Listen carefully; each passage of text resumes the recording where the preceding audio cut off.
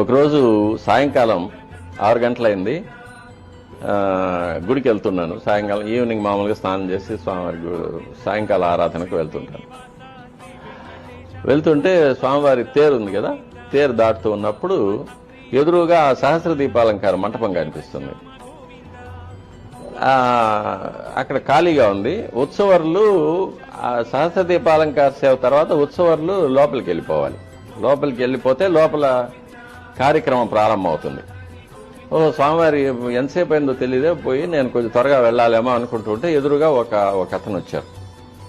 మామూలు ఒక rustic villager వచ్చారు. నేను అతన్ని అడిగాను, స్వామివారు లోపల వెళ్ళిపోయారా, ఎంతసేపు అయింది వెళ్ళి అని. అతను లేదే, దక్షిణ మాడు ఎదుగుండా వెళ్ళారు అన్నాడు. అప్పట్లో ఇప్పుడైతే రోజు స్వామివారి ఉత్సవం వస్తారు, సహస్ర దీపాలంకార తర్వాత వీధి ఉత్సవం వస్తారు. అప్పట్లో ఏమంటే శుక్రవారం కానీ శ్రవణ నక్షత్రం రోజు కానీ మాత్రమే స్వామివారు బయట వచ్చేవారు ఉత్సవానికి. లేకపోతే సహస్ర దీపాలంకార సేవ చేసుకొని లోపలికి వెళ్ళిపోయేవారు పడికావల ద్వారా. ఈరోజు శుక్రవారం కాదు, శ్రవణ నక్షత్రం కాదు, ఈరోజు ఎందుకు? అవును, మళ్ళీ ఆయన్ని అడిగాను, ఈరోజు శుక్రవారం కాదు కదా అన్నాను. ఆయన అన్నారు, మలయప్ప స్వామిని అడుగుతున్నారా, ఆయన లోపలికి వెళ్ళారు అన్నారు. మరి అక్కడే వెళ్ళింది ఎవరు అంటే పెద్ద ఆయన అటు వెళ్ళాడు అన్నాడు. అనేసి ఇట్లా వెళ్ళిపోయాడు ఆయన. నాకు అది మైండ్లో ఒక 3 సెకండ్స్ 4 సెకండ్స్ పట్టింది ఆయన చెప్పింది అర్థం చేసుకోవడానికి. షాక్ అయిపోయి వెనక్కి తిరిగి చూశాను, ఆయన లేడు, ఎక్కడ పడి తెలియదు.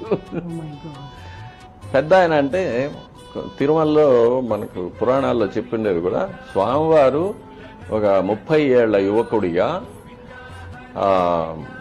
ఒక్కొక్కసారి అమ్మవారితో ఉంటారు, లేక అమ్మవారు లేకైనా కూడా గుడి పరిసరాల్లో కానీ మన వెంకటాచల పర్వతాలు ఆ అడవుల్లో కానీ స్వామివారు సంచరిస్తూ ఉంటారు. వారికి ఏదైనా భక్తుల్లో ఎవరైనా అంటే నిజమైన భక్తుల్లో ఎవరికైనా ఏదైనా సందేశం ఇవ్వాల్సి ఉంటే, లేకపోతే ఎవరైనా అనుగ్రహించాల్సి ఉంటే చూస్తూ ఉంటారు, లేకపోతే ఏం జరుగుతూ ఉందని చూస్తూ పోతూ ఉంటారన్నమాట. ఆయన విహరిస్తూ ఉంటారనేది సత్యం. అది చాలా సార్లు తెలుసు మాకు. ఆ రోజు నాకు ఆ షాక్ అన్నమాట. అంటే ఆయన వెళ్ళాడు అని, ఈయన చూశాడు అని. మరి ఈయనెవరు అర్థం కాల నాకు.